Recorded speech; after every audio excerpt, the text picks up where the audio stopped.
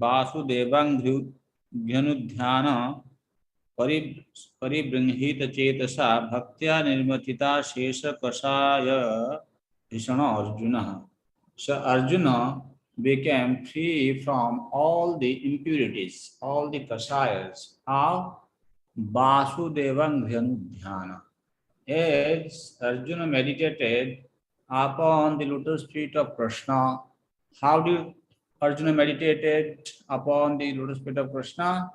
By meditating on the pastimes of Krishna that he had witnessed. How, by the mercy of Krishna, he was successful in his service as a Kshatriya. So, and that as he meditated upon those activities of Krishna, which brought him success in this material world, then by which Paribringhita Ramhasa Bhaktya, that bhakti bega, the current of bhakti which was enhanced as a result of Arjuna meditating on the pastimes of the Lord, then what happens? He became completely purified of all contaminations. And Geetam Bhagavata Jnanam Jattat Sangrama Murdhani Kala Karma Tamaruddham Puna Radhya Gatam Prabhu Radhya Gamat Prabhu. So that Bhagavad Gita knowledge which Arjuna had received in the beginning of Kurukshetra war, what had happened? Kala Karma Tamaruddham, which was apparently covered due to Kala, Karma and Tama. That means this is a lesson for us, the conditioned souls. When a conditioned soul receives the transcendental knowledge, and after receiving the knowledge, if that person is taking too much interest in the material enjoyment, then that knowledge will be covered. So now, again, Vasudevang Dhyanam, as he meditated on the lotus feet of Vasudeva, this knowledge was revived. And what happened? Vishoko Brahma Sampatya Sanchinna Dvaita Samsaya. Vishoka Babhu, he became free from the bereavement. So, Vishoka Brahma Sampatya, by having the knowledge of Brahman, he became freed from all types of bereavements and Sanchinna Dvaita Sansaya. At that time, for Arjuna, he could understand that he is not this body. That means there is no conception of the body and the spirit soul. He was completely freed from the bodily concept of life, and he understood his position as a true servant, eternal servant of the personality of Godhead. Sanchinna Dvaita Sansaya, Lina Prakriti Naigunya Alingatvat Asambhavaha. This is a very important section. Lina Prakriti Naigunyat Alingatvat Asambhavaha. So you might have heard of this philosophy that is called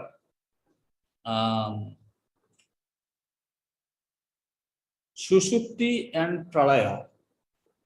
At the time of Sushupti or at the time of Pralaya, means Sushupti means deep sleep, or Pralaya when the annihilation, partial annihilation, or even the annihilation takes place after Lord Brahma's life is ended.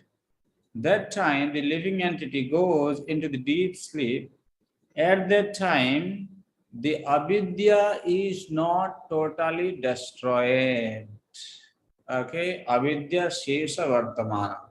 At that time, the remnant of avidya still remains. That's what it is said, that lina prakritinai gunyat alingatvat asambhava. When one actually becomes completely purified of the material contaminations as a result of his repeated meditation on the pastimes of the personality of Godhead, he can totally become free from the Gunamaya Sarira. Gunamaya Sarira means when the living entities are in Susupti or in at the time of Pralaya, that time they remain in the body which is made of guna-maya sarira, you can say. But that's why it is said that Lina Prakriti Nairgunyat means he was totally transcendental. He was purified of the gunas. That means at the time of Susupti and Pralaya, the living entities still remain in contact with the material modes. That's why that is not the liberated stage. Even though, according to the understanding of Vedanta Sutra, even the Shankara Bhashya also explains that at that time he experiences some sort of bliss, but that is not the ultimate liberation. So, but in case of Arjuna, he became even completely free from this material modes. That's why it's called Naipunyat, Alingatvat, Asambhava. Asambhava means there is no occurrence of the repeated birth in this world. So that means he has attained a situation from where he is not going to take birth again in this material world. Or on the other hand, those who attain to the platform of Susupti and Pralaya, at that time, there is still possibility that they're going to come back to this material world. So therefore, some people who belong to this impersonalistic understanding, they say this attainment of Susupti means that is the moksha. No, that is not actually moksha according to Vaishnava understanding. After that, there is still possibility of taking birth in this material world. So, Nisamya Bhagavan Margam Sangstham Jadukulasya cha Swapathaya Matim Chakre Nibdhitatma Yudhishthiraha. In this way, when Maharaj Yudhishthir, he heard about the understanding upon hearing Lord Krishna returning his abode, and upon understanding the end of Jadu dynasty's earthly manifestation, Maharaj Yudhishthir decided to go back home, back to Godhead. Now Maharaj Yudhishthir has understood that Krishna has left us, so now he is preparing to also depart from this world. Yes, this is 32. The Lord appears on the earth or any other mortal planet along with his associates who live with him eternally. And the members of the Jadu family who were engaged in supplementing the pastimes of the Lord are no other than his eternal associates. And so also Maharaj Yudhishthir and his brothers and mother, etc. Since the appearance and disappearance of the Lord and his eternal associates are transcendental, one should not be bewildered by the external features of appearance and disappearance. Just before this section of the purport, Srila Prabhupada has very clearly explained how Lord appears in this world and how he disappears.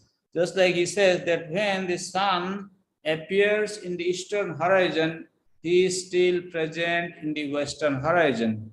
So sun can be simultaneously present everywhere. Similarly, without changing his eternal form, the personality of Godhead and his eternal associates can simultaneously be present with the Lord. That's why it is said that the Lord and his eternal associates are transcendental. One should not be bewildered by the external features of appearance and disappearance. So today we're going to hear about the destination attained by the Pandavas. Even though according to some people, they quote Mahabharata and they say the Pandavas, they went to the heavenly planet. So today we're going to hear about the conclusive understanding from Srimad Bhagavatam, the destinations attained by the Pandavas. Just wait for some more time, it's going to come today. Text number 33.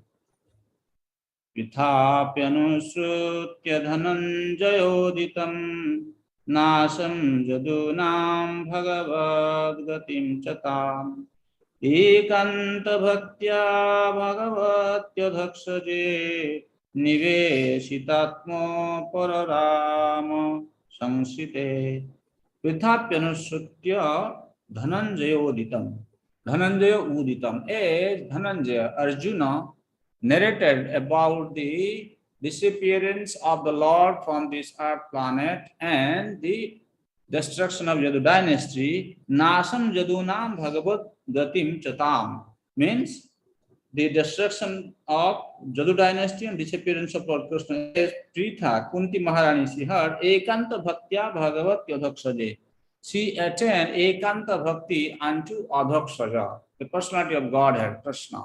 Ekanta Bhakti means unmotivated devotion. There is no other desire. There is no other desire in her bhakti than just to serve Vasudeva. And Nivesitatmo Uparo Rama Sangsite. In that way, when she meditated, when she fixed her attention unto the Supreme Personality of Godhead, then he gained release from the course of material existence.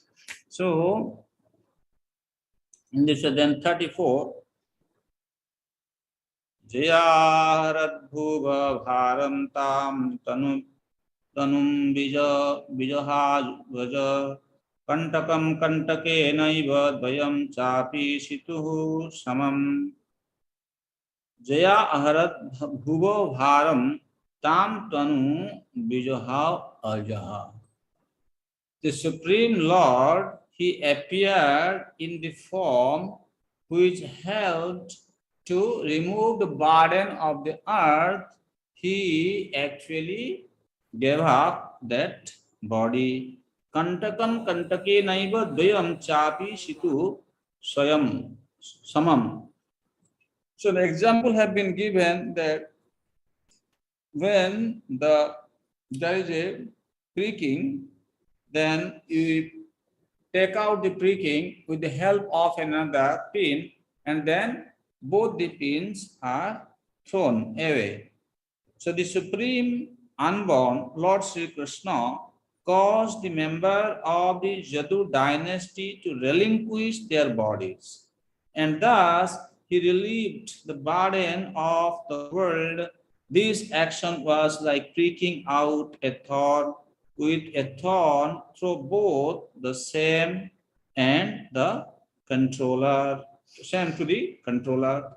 So in this connection, we have last time referred that this Jadu dynasty, who are the associates of the Lord, who actually assisted the Lord in his past times in the earth planet, how can they be described as the burden?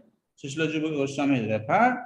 Lord referred to them burden means he had in mind that imminent disappearance or from the earth, or referring to the burden of their separation. So in that way, so it is not a burden, but some other have been defined like that. And Krishna actually, he took the Yadus with him to his abode.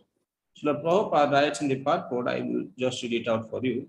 The Lord and his eternal associates appeared on the earth to help the administrative demigods in eradicating the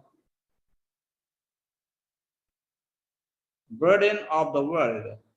He therefore called for some of the confidential demigods to appear in the Yadu family and serve him in his great mission.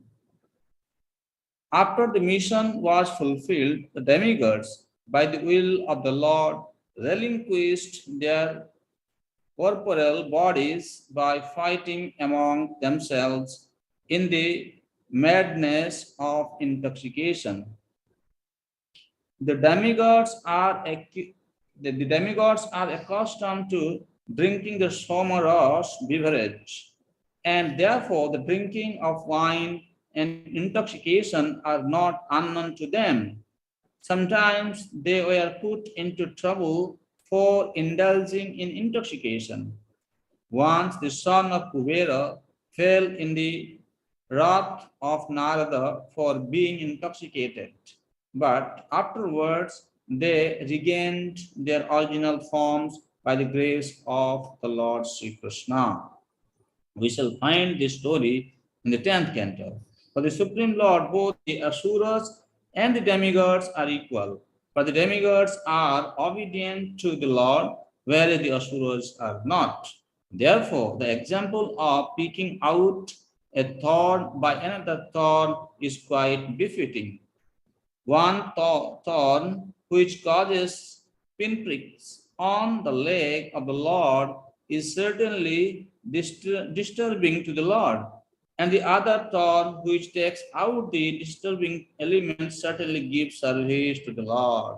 So, although every living being is a part and parcel of the Lord, still one who is a pinprick to the Lord is called an Asura, and one who is a voluntary servitor of the Lord is called a Devata or demigod. In the material world, Devata and the Asuras are always controlling, and the Devatas are always saved by the hands of the Asuras, saved from the hands of the Asuras by the Lord. Both of them are under the control of the Lord. The Lord is full of two kinds of living beings, and the Lord's mission is always to protect the Devatas and destroy the Asuras. Whenever there is such a need in the world, and to do good to both of them. So very nicely, Srila Prabhupada summarizes in the purport that there are two pins required when it comes to relieving the pain. So how the Devatas who acted and who actually served the Lord by removing the Asuras from the burden, they are actually servants of the Lord, whereas the disturbing elements were the demons. Jatha Matsyadi Rupani Dhatte Jaiha Jatha Nata Bhuvahara Kshapito Tena Jahau Tacha Kalevaram. Now, Srila Sutta Goswami is describing how Lord also he gave up his body. He is giving a very nice analogy. Jatha Nata. Jatha Matsyadi Rupani Dhatte Jaiha Tatha Nata. Just like a nata, a magician. Okay.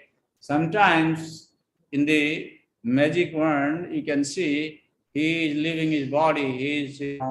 His body is burned to ashes, but actually his body is not burned to ashes. He's still there. He's still alive. His body is not burned, right? If a general magician can perform such kind of act, that means if a magician's body, even though it looks like it is getting destroyed, but still it is not. And then what is the difficulty for us to understand that the Lord has eternal forms like Matsya, Kurma, Varaha, etc. And these forms become manifest on this earth planet to perform the mission of the Lord, and then again they disappear. But they are eternal, they always remain in the spiritual abode of the Lord. This is the understanding. The Supreme Lord relinquished the body which he manifested to diminish the burden of the earth. Just like a magician, he relinquishes one body to accept different ones, like the fish incarnation and others. So, Prabhupada writes, the impersonalists think that I have no form, that I am formless, but that at present I have accepted a form to serve a purpose, and now I am manifested. But such speculators are factually without sharp intelligence. Though they may be good scholars in the Vedic literatures, they are practically ignorant of my inconceivable energies and my eternal forms of personality. The reason is that I reserve the power of not being exposed to the non-devotees by my mystic curtain. The conclusion is that the Lord has no material body and therefore he is never to be killed or changed by his transcendental body. So that means Lord's forms are eternal. Whenever he appears in any incarnation as fish, boar, or even any other incarnation, we should know that he doesn't have a material body, but his eternal body is in the spiritual world. He is eternally present with all these bodies. Okay. So,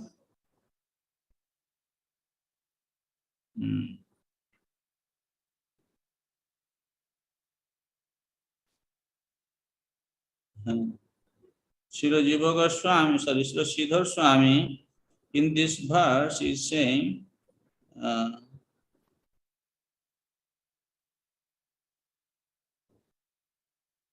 sorry, now we are coming 36, right? Oh, yeah. Jadam kundo bhagavanimam mahim jaho satanva savaniya satkatha tada hareva pradibhuddha chetasam abhadrahetu kaliranvadataha. When the personality of Godhead, Lord Krishna, left this earthly planet in his self-same form from the very day Kali, who had already partially appeared, became fully manifest to create inauspicious conditions for those who are endowed with a poor fund of knowledge.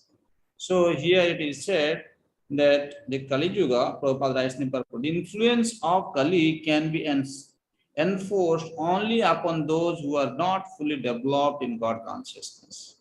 One can neutralize the effects of Kali by keeping oneself fully under the supreme care of the personality of Godhead. The age of Kali ensued just after the battle of Kurukshetra, but it could not exert its influence because of the presence of the Lord. That means just after the battle of Kurukshetra, Kali Maharaj had already gained his entry. But because of Lord Krishna's presence, he could not exert his full power. He was partially active. And then when Krishna left, he came in full swing. So here, this Yudhishthira Maharaj, he left the world. So Sridhar Swami writing, Yudhishthirasya Swargaroho Prasangaya Kali Pravesha Maha. So when Yudhishthira Maharaj he left, the Kali he started in full swing. That is being said here. Now where did Yudhishthira Maharaj go and what happened to him? According to Sridhar Goswami, Swa tanva jaho so tano reva vaikuntha rohat. Actually, he has left his body, but in his own body, he has gone to Vaikuntha. That means today we will hear in the later section that when these Pandavas, who are the eternal associates of the Lord, they descended on this earth planet to assist the Lord in his mission. Some demigods, they also came in the body of these eternal associates of the Lord. And then when they left their body, the Deva Amsa, the demigod part, which had joined in the body, respective bodies of the Pandavas, they went to the heavenly planet. But so Tanu Reva Vaikuntha Rohat, Vaikuntha Arohat means in his self-same body, which he is the eternal form, which is always present in the abode of the Supreme Lord, they went with the same body to the abode of the Lord, that is the understanding of the Acharyas. So now text number 37.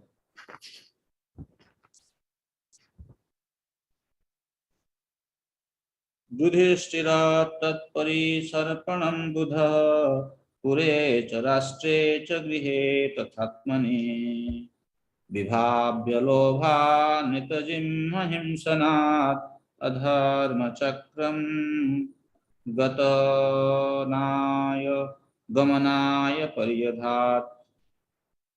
Maharaj Yudhishthir was intelligent enough to understand the influence of the age of Kali, characterized by increasing avarice, falsehood, cheating, and violence throughout the capital, state, home, and among individuals. So he wisely prepared himself to leave home and he dressed accordingly.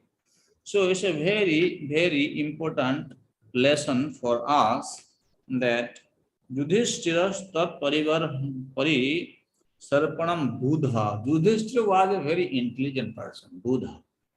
Why he have been described as the intelligent person? When he saw the power of Kali that was manifested in form of avarice, falsehood, cheating, and violence in individuals and among the people in the society, he could immediately conclude that this is not a place for me to stay. I cannot stay here for a long time. Now I need to leave because Lord is no more. Actually, Narad Muni had instructed him that you just stay as long as Lord is here.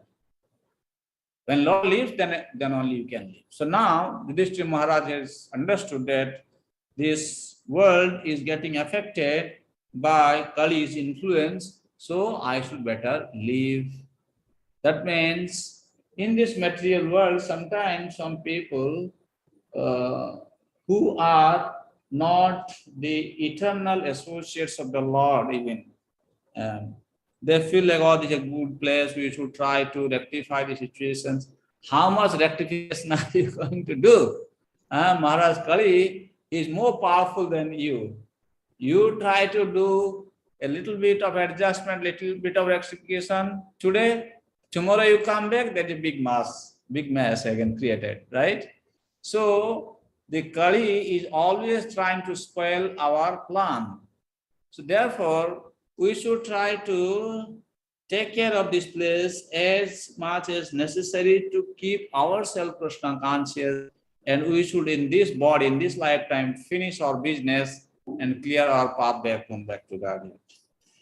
Maharaj Yudhishthir was a great devotee of the Lord, and there was no necessity of his being afraid of the age of Kali, but he preferred to retire from active household life and prepare himself to go back home, back to Godhead. So those who are in a particular ashrama and they don't want to take sannyas, that is not good. That's why here, by referring to this, that Maharaj Yudhishthir was a great devotee of the Lord, and it was not necessary of his being afraid of the age of Kali, but he preferred to retire from the active household life. What does it mean? It means as long as we continue to remain in this household life, we will be still remain attached to this material world. That's the nature. But when you renounce, means you don't hold any responsibility to take care of your wife or children, take care of your bank balance, your house, your car, and so forth, right?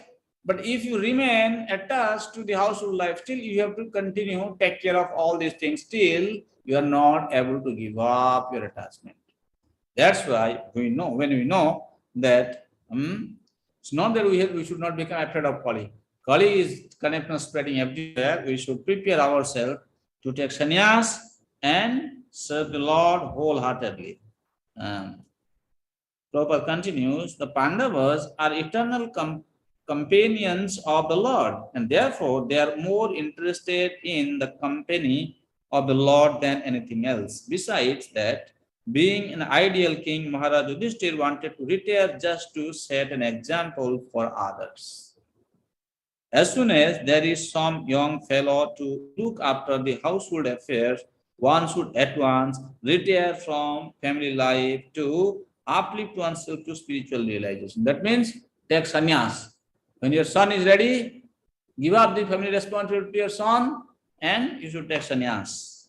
One should not root in the dark well, one should not rot in the dark well of household life till one is dragged out by the will of Jamaraj. Modern politicians should take lesson from Maharaj Yudhishthir about voluntary retirement from active life and should make room for younger generation. Also, retired old gentlemen should take lessons from him and leave home for spiritual realization before forcibly dragged away to meet death. Before Jamaraj is going to drive us away out of this body, from this house, we should willfully try to prepare ourselves to leave this house. Because you know that time is coming, somehow we have to leave this house, we have to vacate this house. Huh? So when we have to vacate this house, the intelligent person will make all plan ready that I am not going to enter into another house where I will be facing the same situation. That one day I have to leave that house. Then again you enter another house, and then again you have to leave that house. What is the use of having a house, again leaving, having a house, again leaving? Why not have a permanent house? You don't have to leave that house. Huh? What do you think? Isn't it not an intelligent idea? The intelligent idea is enter into a house which you don't have to change. That's what you are looking for, right? In the world, you build a house, you feel like you don't have to paint again, you don't have to do any repair work again. You should just continue functioning well. But in the material world, it doesn't happen like that. Similarly, this body, either you live or on time, or Jamaraj is going to drive you out of this home. If you are not prepared to go to an eternal house where you don't have to keep changing, same thing you have to face life after life. Every time you are given a rental house like this, then when time comes, you will be driven out of that house. Then you enter another house. Again, time comes, you will be driven out of that house. So that is going to continue in this world. That's why Prabhupada is saying, before Jamaraj comes, we should prepare our journey. Swarat pautram vinayinam atmanah susamam gunam toyo nibhyaha patim bhume rabhya 𝐾𝐞𝐬𝐭𝐢𝐧𝐚. Thereafter, in the capital of Hastinapur, he enthroned his grandson, who was trained and equally qualified as the emperor and master of all land bordered by the seas.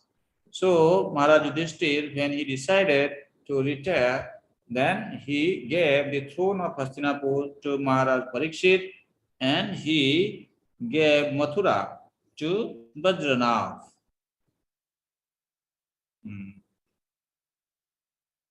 So, writes in the purport, the influence of the age of Kali gradually infiltrated the good qualities of both the kings and the citizens, and therefore a tense situation developed between the ruler and the ruled.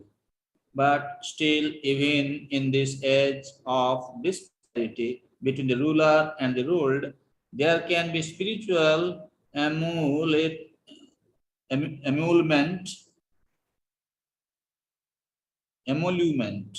and God consciousness. That is a special prerogative.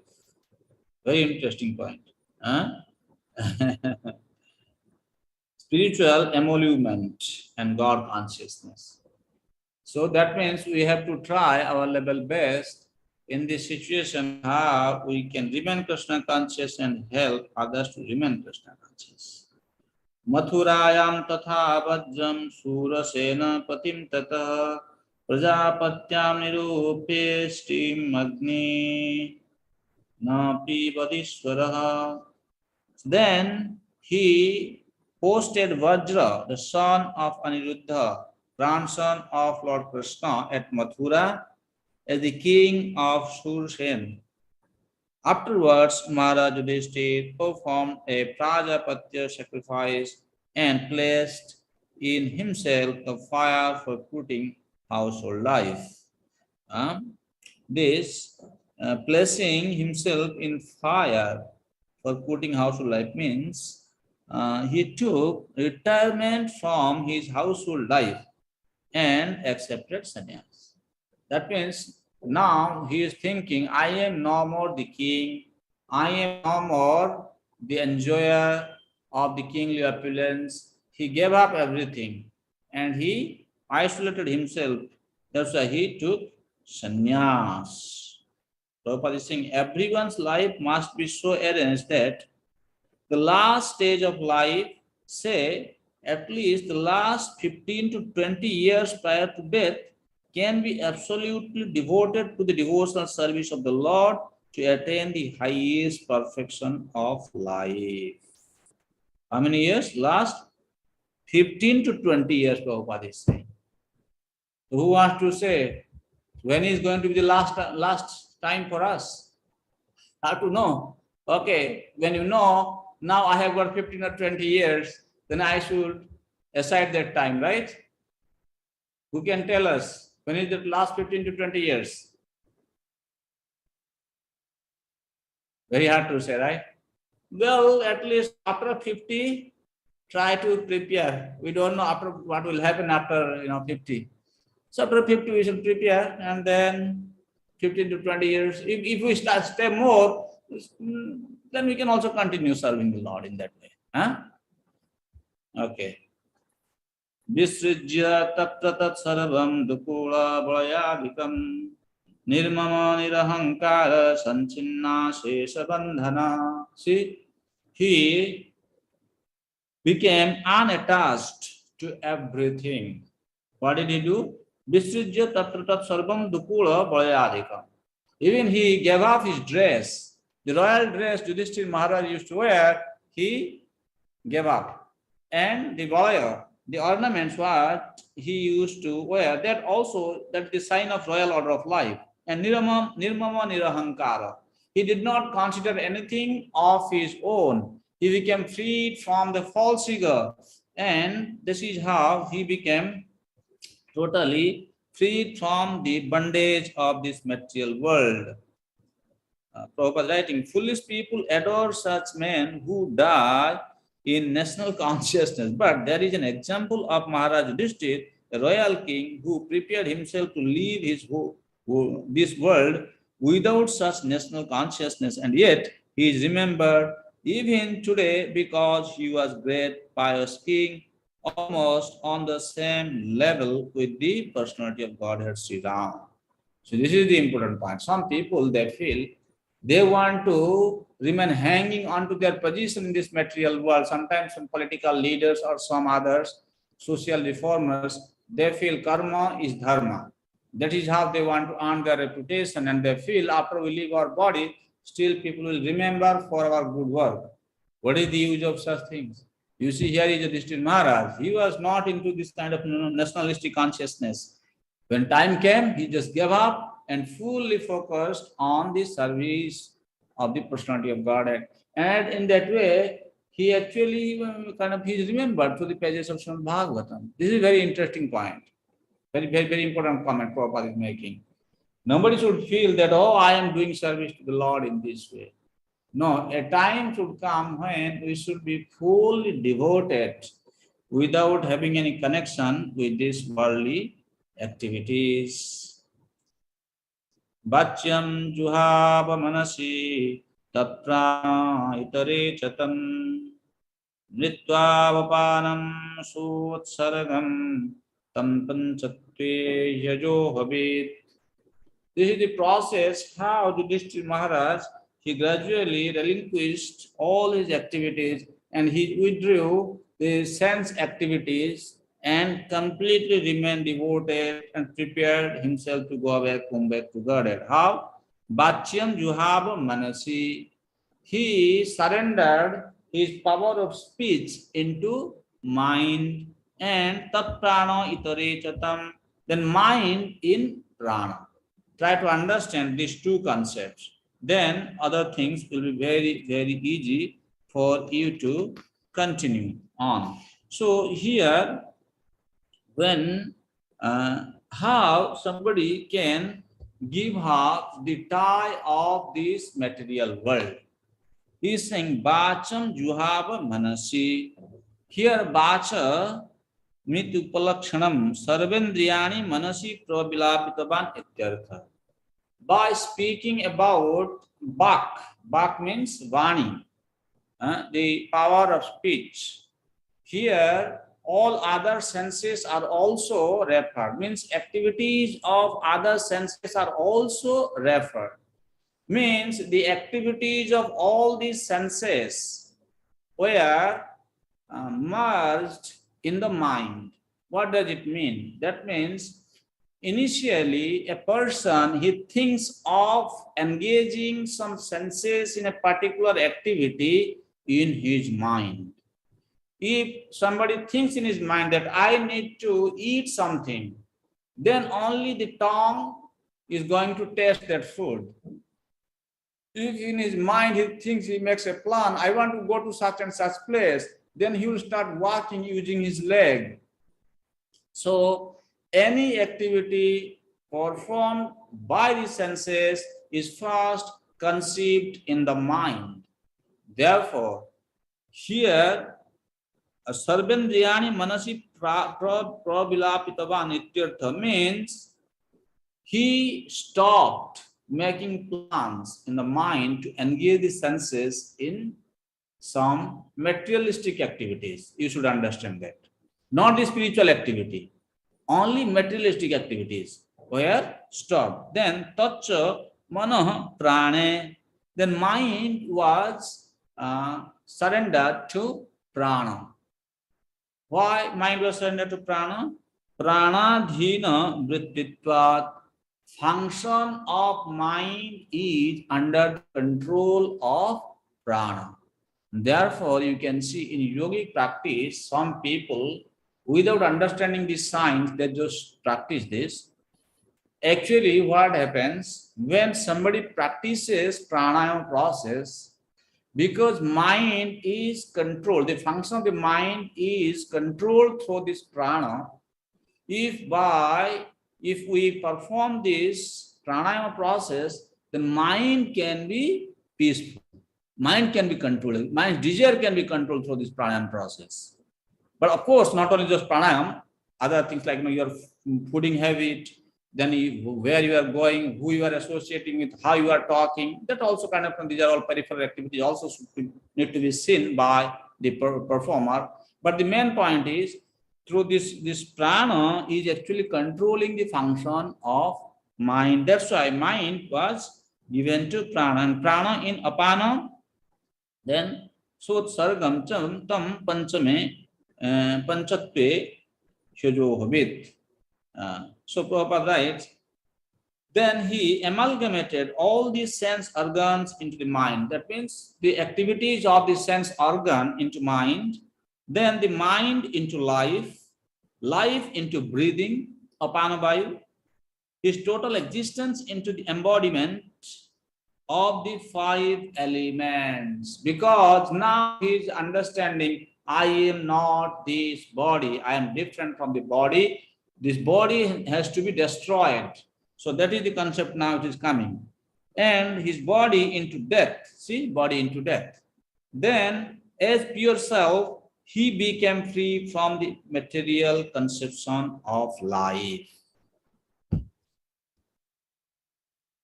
If the mind is purified by practice of transcendental loving service to the Lord and is constantly engaged in the service of the lotus feet of the Lord, there is no more chance of the mind's producing another material body.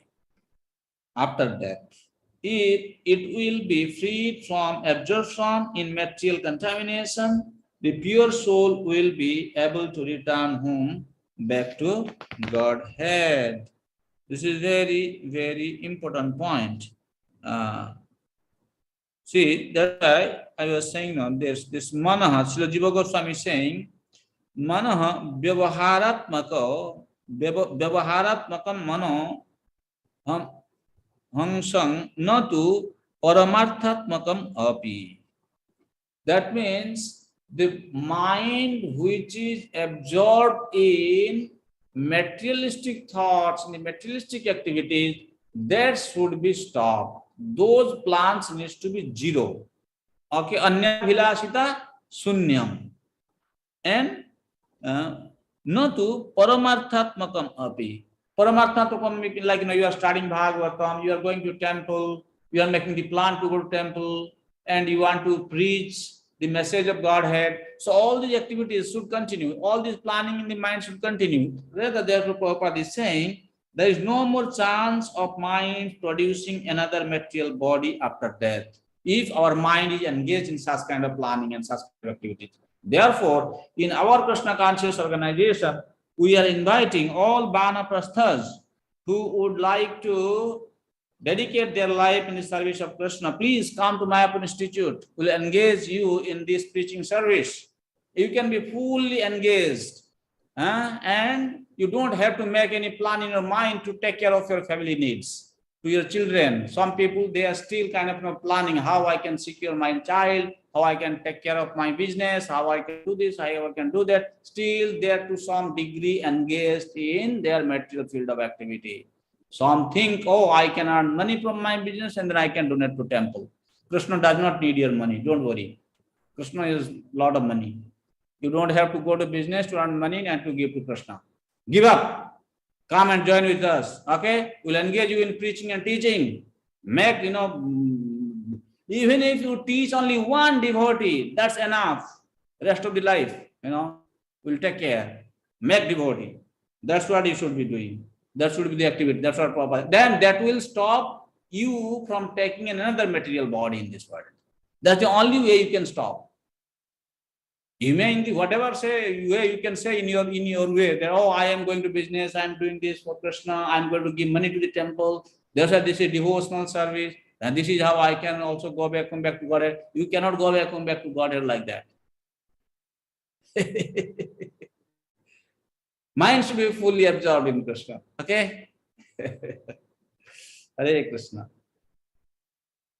Tritve hutva cha panchattam 𝐃𝐞𝐬𝐭𝐢𝐧𝐚 sarvamatmanyajuhabid brahmanyatmanamabhyaye. What is the next step? Next step is thus annihilating the gross body of 5 elements into the 3 qualitative modes of material nature, immerse them in one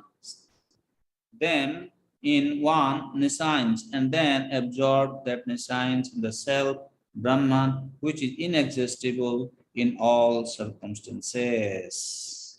Actually, the system is, okay, Prabhupada writing, when one is thus inclined to become an associate of the Supreme Lord, the personality of Godhead, in one of the innumerable planets of the spiritual sky, especially in Goloka Vrindavan, one has to think always that he is different from the material energy, he has nothing to do with it, and he has to realize himself as pure spirit, Brahman, qualitatively equal with the Supreme Brahman, Parameshwara, Maharaj Parikshit, after distributing his kingdom to Parikshit, and Vajra did not think himself emperor of the world and head of the Kuru dynasty.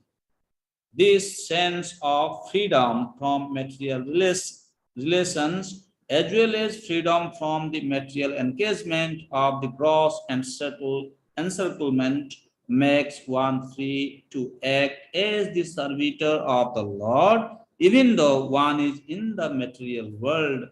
This stage is called the Jivan Mukta stage or the liberated stage, even in the material world.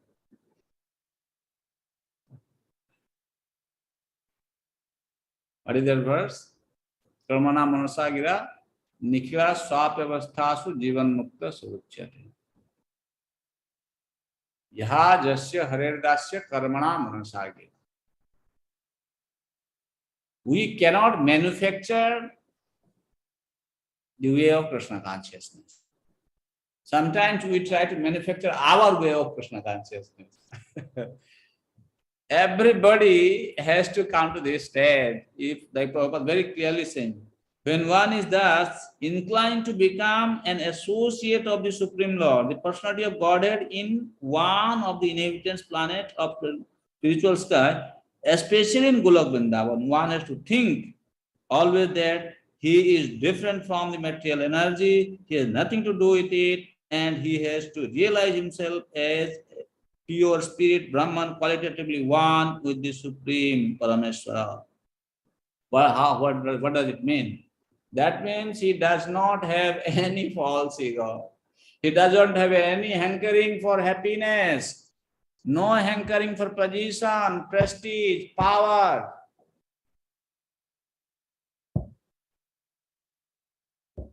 Not a very easy situation, sadhu. Completely detached. He knows, now I am ready to live. He is living, he is preparing his journey. Just to survive in the body, whatever is necessary, just accepting, and rest of the time, he is always quiet. Only thing he is doing. What is that? He is making his mind, the plan, how I can always focus my mind on Krishna. Because I know anyway I have to give my body up. And after I give up my body, where I am going, that is the only destination. He doesn't want to say something to hurt somebody. He doesn't want to commit Vaishnava Parad. He doesn't want to be anxious to earn more prestige, honor. He doesn't want to make a show of himself. He is very conscious about his last journey. That's why he is like a Muka, means dumb and deaf man. Muka and Badira.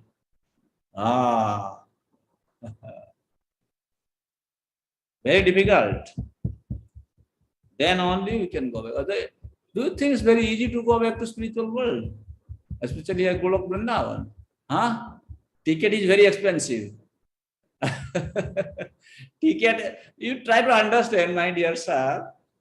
Sometimes we say, go back home, back to God at Golok Vrindavan. Have you understood what kind of ticket you need to purchase to go there? If you want to travel to another country, there are different flights, different train, or in each country also different bus. Different tickets are there, different comforts are there. If you want to have the highest comfort, you need to pay highest amount of money for purchasing a ticket, right? Similarly, if you are thinking to go to the highest top planet Goloka Vrindavan, have you understood what kind of fare you should pay? What kind of ticket is required? You have understood now. So prepare yourself to purchase that ticket. If you don't buy that ticket, then Krishna is not interested to, bring you back. You cannot board the plane. When you have a ticket only, you can board the plane. We don't even think of purchasing such a ticket. How can you board the plane? Chidavasa nirahara baddhabang muktamurdhaja darshayannatmana rupam jaran matto pisachavat anavekshmana niragat sunman badhira jatha asunman badhira jatha. After that, Maharaj Yudhishthir dressed himself in torn clothing, gave up eating all solid foods, voluntarily became dumb, and let his hair hang loose. All these combined to make him look like an urchin or madman with no occupation.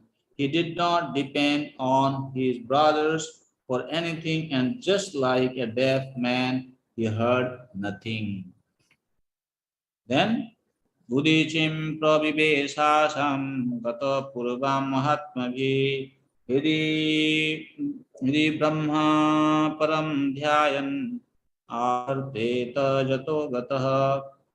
He then started towards the north, treading the path accepted by his forefathers and great men, to devote himself completely to the thought of the personality of Godhead, Supreme Personality of Godhead, and he lived in that way wherever he went.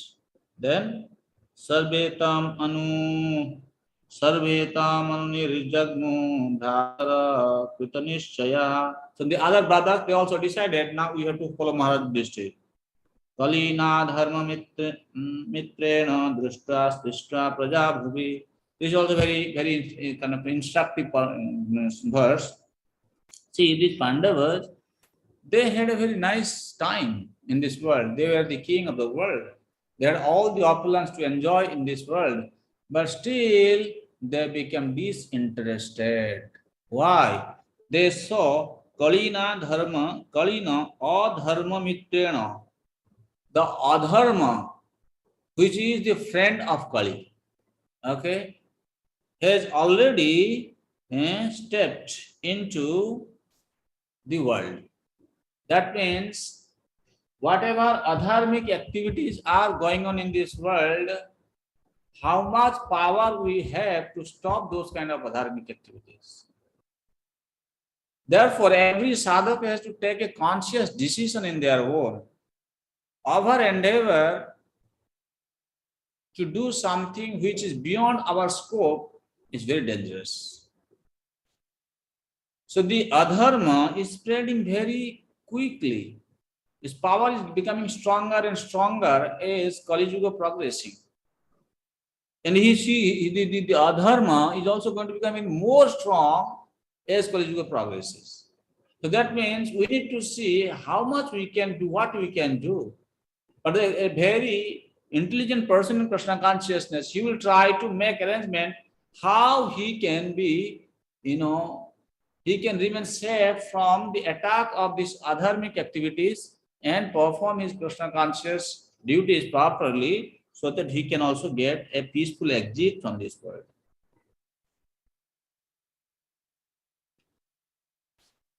Te sadhu kirkrita sarvartha jnatva 𝐃𝐞𝐬𝐭𝐢𝐧𝐚 manasa dharayamasu vaikuntha charanambujam. They all had performed all the principles of religion and as a result, rightly decided that the lotus feet of the Lord Sri Krishna are the supreme goal of all. Therefore, they meditated upon his feet without interruption. See, sometimes people in this world, when they are engaged in in executing their dharma, they feel we should not be afflicted with distress. No, the goal of the execution of dharma should not be to gain relief from the distress. As long as we are in this material world, the material nature is going to work according to its law. When it is winter season, we have to feel cold. When it is summer season, you will be afflicted by heat, right? You can't do anything about it. Similarly, there will be some entity who are envious. They will always try to, put pressure on us. They will always try to harass us. How much can you do? How much can you take to such kind of situations? Oh, I have been practicing Krishna consciousness. Why Krishna is not taking care of me? Oh, that means you are thinking you want to kind of follow this barter system, that you perform dharma and then Krishna should always ensure that you are not afflicted by any distress. No, you should not be thinking like that. So therefore, these Pandavas, because they have performed all their religious activities, so then finally they just meditated on the lotus feet of the Supreme Lord. According to Sri Vishwanath Chakravarti, dharma, artha, kama, and moksha principles are accepted by persons who are not free from the results of impious action. Such persons affected with the contaminations of the above four principles cannot at once accept the lotus feet of the Lord in the spiritual sky. Therefore, we are very fortunate soul actually, We have come in contact with Prabhupada's organization and we are able to find the truth. Then the next verse is going to speak you about the destination of the Pandavas they attained. So in this connection, we will read out the commentary of Srila Vishnu Chakravarti Thakur, where he very clearly explained where they went, what was their destination. तद्ध्यानोद्रिक्या भक्त्या विशुद्ध ऋषणा परे. See, tadhyano udriktya bhaktya. The Pandavas, they meditated upon the lotus feet of Krishna without interruption. This is a very important point. Without interruption. That means when you are dripping honey from a bottle of honey, you can see there is no interruption how it is dripping. This is the example. Tadhyana udriktya bhakti. That kind of bhakti, that means that is the udrik, that is the platform of prema bhakti. When they had attended prema bhakti, vishuddha dhisana pare, and their intelligence was completely purified, and their intelligence was fully fixed unto the personality of Godhead. Tasmin Narayana Pada. Who is Narayana? Narayana is Krishna. Sometimes people say Narayana means, oh, Narayana means somebody else. No, Narayana means Krishna. Narayana Stam Nahi Sarvadehinam. Ekanta Matayo Gatim. And they became Ekanta Mati. Means in their mind, they didn't have any other thought except just thinking of Krishna. Abapur Duravapang te asadhi vishayatmavi. They attended that position which is not attended by asadhi vishayatmavi. Those who are culprits, asadhi and vishayatmavi means always thinking of the material enjoyment, sense gratification, vishayatmavi. No, they cannot attain that position. It's very clearly Sutta Goswami is saying. Those who are asadvi, those who are politically corrupt, we can say also that asadvi means asad, and those who are vishayatmavi, always thinking about sense gratification, they cannot attain that. Vidhuta kalmasa sthanam virajenat manaivahi, being completely freed from the raja. So this viraja word have been commented by Srila Vishnu Chakravarti Thakur. Is saying that Kena Prakaranitya, how did they attain the lotus feet of Krishna? Virajena, Nirmalena. They became completely purified. Means Gunamaya Dharma Indra Jangsarahityad.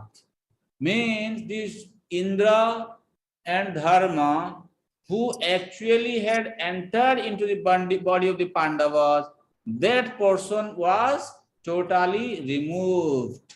That became completely purified. Means that angsha was eliminated. That means, as we said, when they came from the spiritual world, this Indra and Dharma, they had entered into the body of these Pandavas. So now these personalities are getting separated from the spiritual body, the original body of the Pandavas. Rahitya, Indra Dyangsha Rahityat Aprakritena Atmana Swa Sarire Naiva Na Tu Deha Bhangena Ityartha. That means they also went back home, back to Godhead in their self and body. Only the personality who had joined in their body, who had come from the heavenly planets, they only departed from the body, but they went back in the self-same body. That's why he's saying, aprakritena atmana swa sarirena iva.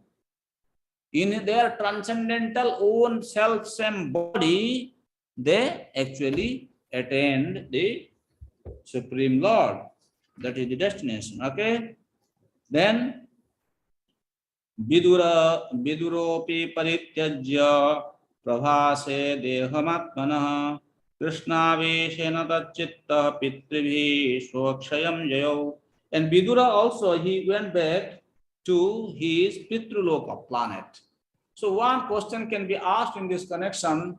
Well, Vidura, who had been associating with Krishna and he is also such a pure devotee of the Lord, why he had to go back to Pitruloka? The understanding is in Pitruloka he had some duty to complete. So he had to go to resume his responsibility in Pitriloka, and after completing the duty, he will go back home, back to Godhead.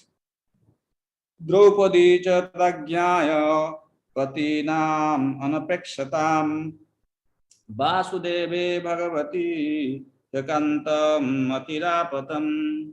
Draupadi also saw that her husbands, without caring for her, were leaving home. She knew well about the Lord Vasudeva Krishna, the personality of Godhead. Both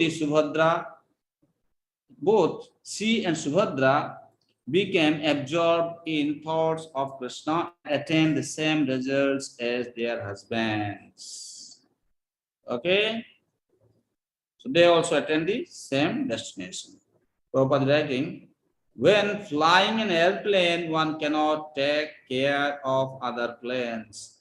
Everyone has to take care of his own plane, and if there is any danger, no other plane can help another in that condition. Similarly, at the end of life, when one has to go back home, back to Godhead, everyone has to take care of himself without help rendered by another. That means every sadhaka has to make a conscious decision what they're going to do, how they're going to fix their mind into Krishna, how they're going to make successful journey back home, back to God. You cannot say, my disciple is going to help me, my child, my son is going to help me, my friend is going to help me. No, no, no, no, no, no help. No help will be provided. You have to fly your own plane. Okay, then finally, Shruti Phala have been recited. Jasadhayaitat bhagavat priyanam, jasadhaitat bhagavat priyanam, pando sutanam iti samprayanam. Shunotyalam swastyanam pavitram labdha haro bhakti mupaiti siddham. Yo saddhaitat bhagavat priyanam pando sutanam iti samprayanam. Anyone who with great love, care and attention hears about the pastime of the departure of the sons of Pandu, and what happens? These Pandu, they are very, very dear to the Supreme Personality of Godhead. And anyone hears this narration with devotion, faith, certainly gains the devotional service of the Lord and highest perfection of life. Labdha haro bhagavatim upaiti siddhim. He will attain the personality of Godhead. He will attain the devotion unto Krishna and highest perfection of life. The subject of the departure of the sons of Pandu for the ultimate goal of life back to Godhead is fully auspicious and is perfectly pure. Therefore, anyone who hears this narration with devotional faith certainly gains devotional service of the Lord, the highest perfection of life. See, Bhagavat Priyana is a very important point. You know, those who are pure devotees of the Lord. Actually, when Lord Krishna he came to Duryodhana one time, Krishna became very upset with Duryodhana actually. He said, Duryodhana, you know what will happen to you Why are you envious of Pandavas? They are very dear to me. I am also very dear to them. I consider them my dear, near and dear one, and they also are very much dear to me. Anyone who envies persons, the devotees who are dear to me or I am dear to them, they cannot see the good in their life. Duryodhan, try to change. So here you can see, just by hearing the narrations of the devotees who are very dear to the Supreme Personality of Godhead, pure devotional service is guaranteed and the highest perfection is also guaranteed. So thank you very much on this auspicious occasion of Kartik, which have just started. You all have been following this Damodar month, Vrata, and offering a lamp to Damodar. And we also heard this, that by the process of hearing Srimad Bhagavatam, one can attain the highest perfection of life, namely going back home, back to Godhead without failure. So we hope the study of Srimad Bhagavatam, as we continue and we continue praying to the Supreme Lord, may Lord become merciful upon us, we can become completely freed from these material contaminations and fix our attention unto Krishna, so that one day by His mercy we can go back home, back to Godhead. Thus end the Bhakti Vedanta purports of the first canto, 15th chapter of the Srimad Bhagavatam, entitled The Pandavas Retire Timely. Hare Krishna, Krishna Krishna, Hare Hare, Hare Ram, Ram Ram, Hare Hare. Thank you all very much. Mahaprabhu willing, we will continue from text chapter 16 next week. Any question or comment? Maybe one or two questions. Today we went a little late. Okay. Hare Krishna, Prabhu. Hare Krishna. Can you hear, is it? Yes, I can hear you, Prabhu. Thank you, Prabhu. Prabhu, my name is Ramanaidu from Malaysia. I got a question, Prabhu. Yes, Prabhuji. I understand we take birth on this earth planet for two reasons.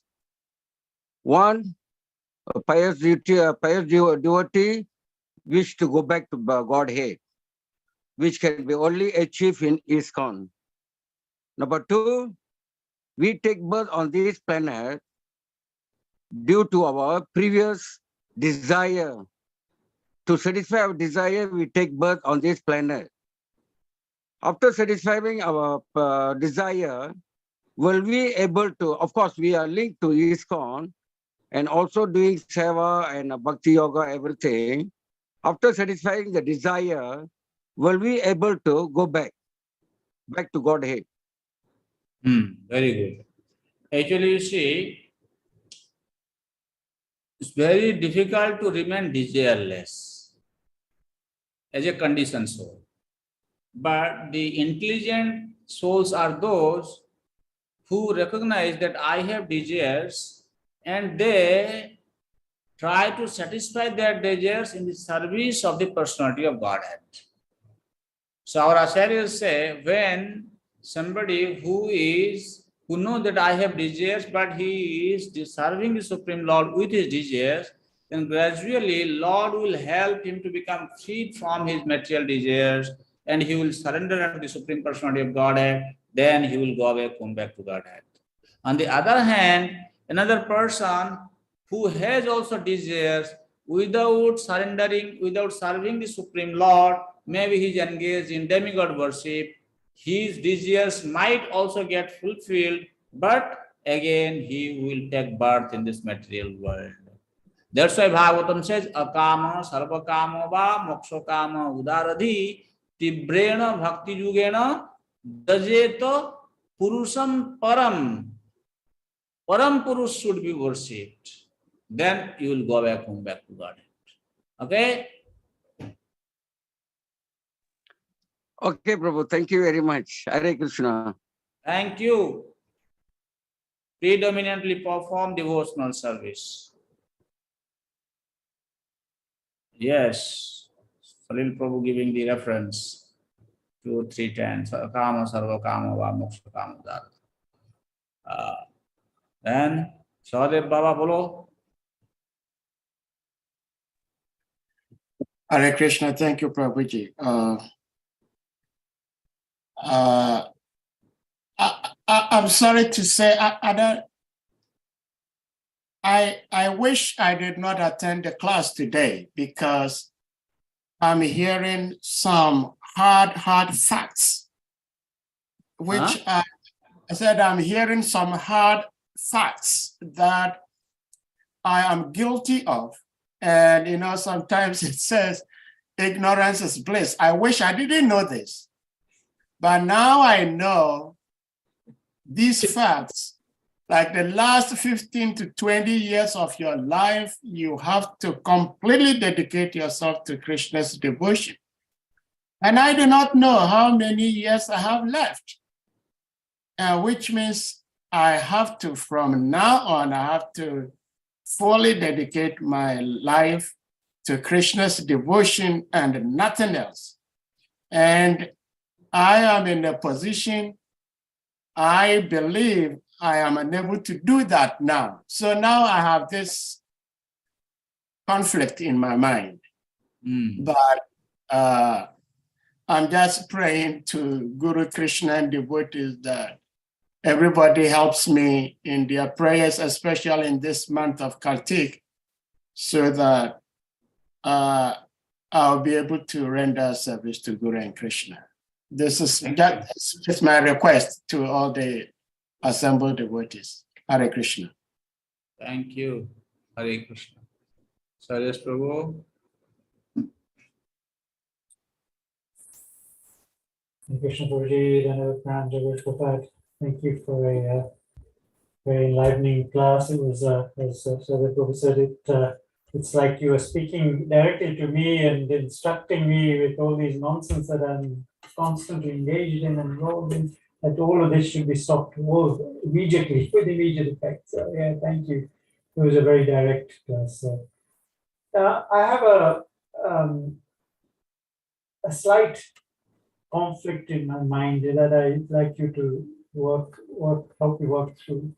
So we learn throughout everything we read in Srila Prabhupada's purports, etc., that in this age of Kali, we are entrapped in the material world in such a way that we're unlikely to be able to completely unhook ourselves from being involved in activity of some sort or another. As long as we can try and turn that activity into devotion, whether it's our job or whether it's our service, because even doing devotional service still distracts you. Even trying to do preaching, even doing distribution, you're still engaged in some sort of, there is some politics involved somewhere or another. Wherever there is a human being that you're interacting with, there is going to be some sort of friction involved of some sort, and therefore that friction is going to take you away from Krishna. So here we read that the only, not even foolproof, but the best method is to meditate exclusively 100% on Krishna and let everything else go. Particularly when we hear. What is your question? Can you just go to question, Prabhu?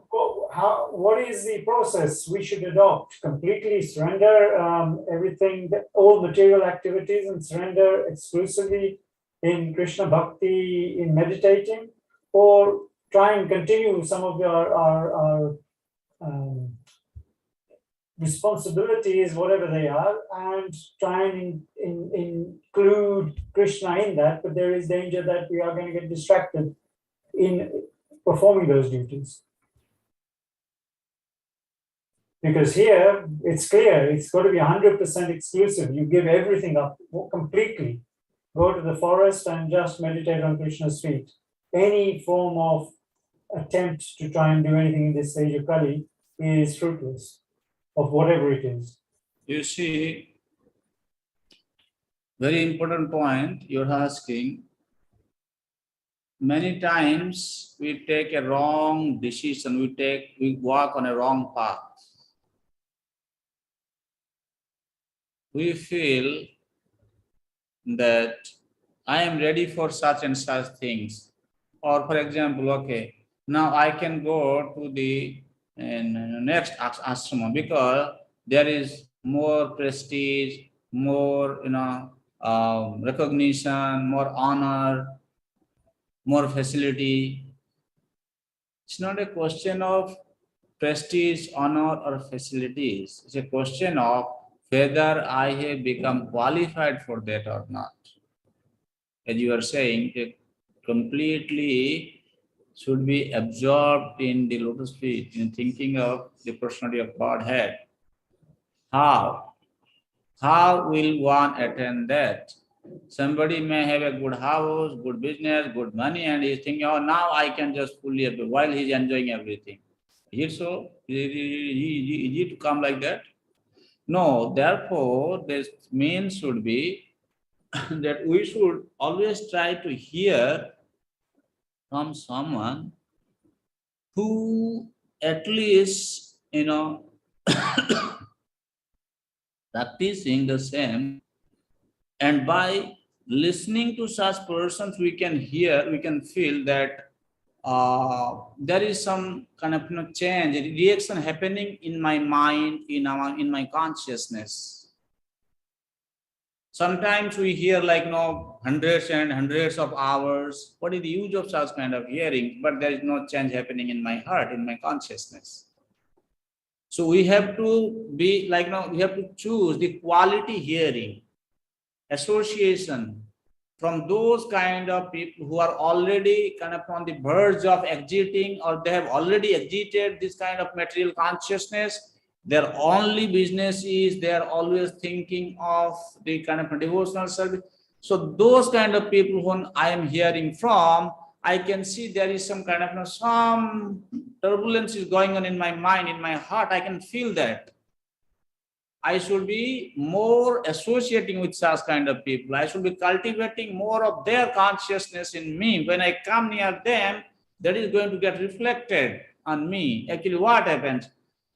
Like the example have been given, you see, when you keep a sphatika money, when a sphatika money is there and you keep a red flower before that sphatika money is reflecting that flower, right? Similarly, when you are performing the devotional service, actually you are getting purified. But when you are becoming purified, then you need to bring yourself before that object, means the instructions of those personalities who are completely pure. Then that pure instruction is going to reflect on your purified heart. That will bring change, that will clarify the way for you. On the other hand, if without being purified also you are trying to come near, that's also not happening. That means to some degree, some endeavor has to be taken from your end. And when you are becoming purified, that means you clean the reflection from the heart of a pure devotee in form of his instruction, in form of his narrations of Krishna Katha, will at that time reflect in your purified heart. That will ignite the fire of renunciation, and you can decide, now I don't want to get more entangled here. And for that also sometimes you need to have some personal association of such people who are in that category. That is the way, not other way. I think now I am ready, then I am listening to hundreds and thousands of people who are like that. I mean to say, who have a different mood, and then no, it will not be helpful.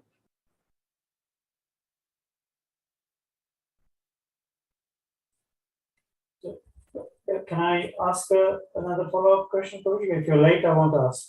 Yeah. So we also see here that there comes a point in time when Yudhishthira Maharaj decides that it is pointless trying to continue to reign as king because Krishna has left and Kali has started. It is now a pointless exercise. So he decides at that point effectively to take sannyas. whilst Parikshit Maharaj carried on for 1,000 years from that point, executing his duty to try and keep the world rid of, sort of Kali's influence. Yet, at what point, I mean, we have, according to Shastra, the age of 50 as a marker to let go. But clearly in that age, there wasn't, the age wasn't the factor. There was an incident that drove them to stop their material duties to move on. Parikshit Maharaj, for instance, ruled for 1,000 years. It wasn't like, So at what point, in reality, should we understand that, no, this is now the time? Is it something that speaks to you from within? Or should we use because I'm speaking for my own, but I'm now ready, as you know, to move. I have moved and I'm trying to move, but everyone is at different path. What point do you know that this is now the time? Is it something that is determined by age, or is it determined by futility of the exercise you're contemplating or you've been involved in? How do you know when to switch? It is determined by test. Okay. Yeah, that's good. That's straightforward. That's brilliant. Yes, I like that. Absolutely to the point. Thank you. That was such a perfect answer, Brody. Thank you. One more last question. Yeah. And I promise I'll stop now. We hear Prabhupada use the analogy of aeroplanes, and one has to fly a one-ounce aeroplane. It's a nice analogy. It's a brilliant analogy. So say again. We hear Prabhupada using the analogy of aeroplanes, and we fly our own plane. We can't fly somebody else's plane. I.e., we're responsible for our destination. We can't be responsible for others. But we see Dhruva Maharaj make a very specific point. Before he departs, he says, I want my mother to also come along with me. And he ensures that his mother is already on the plane, going to 𝐾𝐿. I'm just wondering why something similar wasn't shown here by the Pandavas for Draupadi and Subhadra, because they feel that it reads that they were no longer under the Pandavas' care. No. They are the pursuers of the Lord. They said no. They also attend the same destination. What did you hear? But what we read is that they had to move. Draupadi cha tadagyaya. See, 𝐾𝐿 rapattam. They also attend the same destination. They result as their husbands. So they have got the same result. So what is the problem for them? Sorry, Prabhuji, I didn't ask the question properly. So the question was their responsibility was to board their own plane and not be dependent on their husbands effectively to help them board that plane. Whereas it's a householder's responsibility to ensure that he carries his family with him, be it his wife or children, to ensure that they're on the path of bhakti, to ensure that they've got Krishna's lotus feet somehow or another. And that's what Dhruva Maharaj did. His responsibility was for his mother. And regardless of her own actions, he requested, please take my mother before me. So, which is the right way? Try to understand this. There are different explanations. When somebody like Dhruva Maharaj, he became a devotee of the Lord, Prahlad Maharaj became a devotee of the Lord, then their generations, the family generation, for generations they were delivered. That's the injunctions of Shastra, they will get delivered. So Dhruva Maharaj was thinking of his mother, and mother was already delivered because of him being a staunch devotee of the Lord. Similarly, anyone who becomes a devotee of the Lord, automatically their family members will be taken care. This is the kind of system.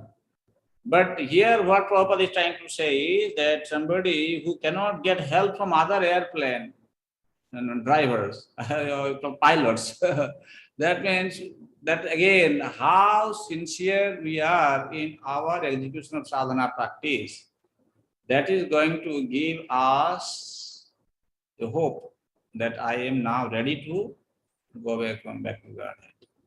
No one can help us at that time. So when we enter Vanaprastha, when we enter into Vanaprastha, we relinquish all material attachments. Do we also relinquish spiritual responsibility for the family at that point? No. Family. See, this is another thing. You say family, spiritual responsibility for the family. No. You don't mix up these two things. Another thing, see, it's a very subtle thing. Let me tell you. The person who have been staying with his family members for 50, 60 years, his mother, father, then he got married, his children, his wife, his sister, his extended family members. Can you imagine the degree of attachment this person is having for these people? In the name of spiritual help, and you still continue to hang around with these people, and you are thinking your attachment is gone already? It's not so easy. Why you have to give spiritual help to only these people? Why can't you give spiritual help to other people also? People should understand this very clearly. No, pancha sordham banam brajet. They should give up. Don't hang around. Attachment will still be there in the name of providing them spiritual help. In the back of mind, somewhere the attachment is already there. It will be very difficult. I don't know, if somebody is very transcendental, then he may also stay and provide them spiritual help, and he can also remain detached. That can also be possible. I'm not denying on that, but that's a very risky situation, very difficult. Then the destination will also be similar. You see,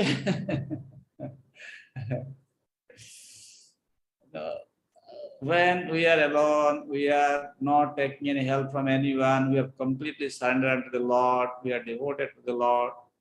That surrender, that intense devotion is something different from when we are with our near and dear one, with all material comforts, we are performing devotional service.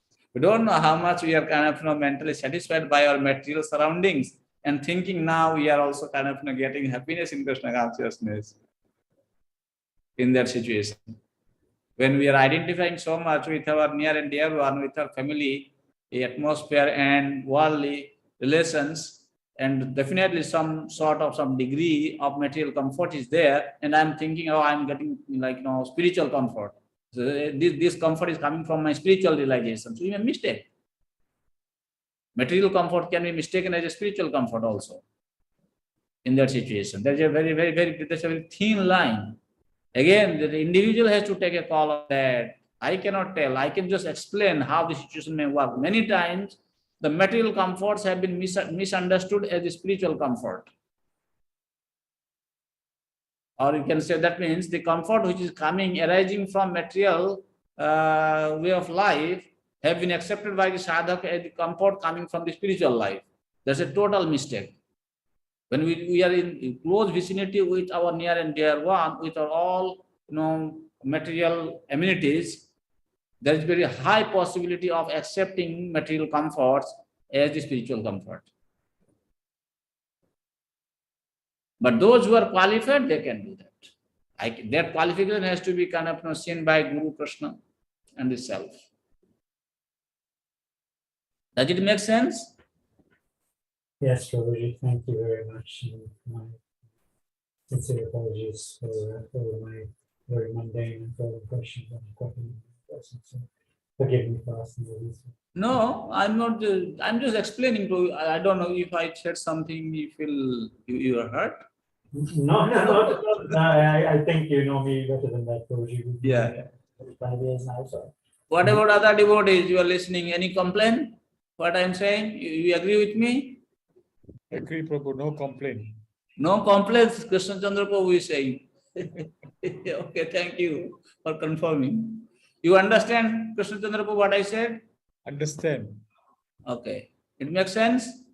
Makes sense, but Oh. you said we haven't got a taste yet. Subhadra Mataji also she is confirming. Yes, Prabhu. Okay, thank you. Good. Yeah, I need to also understand that kind of what I'm saying. It makes sense to you. Otherwise, you don't just, keep quiet and say that oh, Prabhu is speaking. I should just keep quiet. I should not say anything. No. You can always raise your voice against what I'm speaking if it doesn't make sense to you. Because we are here, sadhaka, we need to understand, analyze things and understand things from proper perspective. Not that I want to dump my understanding onto you. No, that's not my mood. Okay, thank you, dear devotees. So, please go and enjoy your lamp offering. Actually, we are from Mayapur. Now it is evening time. Now we are going to enjoy our lamp offering to Damodar. You also, if in your place it is so, please continue. And may Damodar bless you all. Hare Krishna, Krishna Krishna, Hare Hare. Hare Ram, Ram Ram. Pataru Vesha Kripa Sindhu Bheva Patitanam Pava.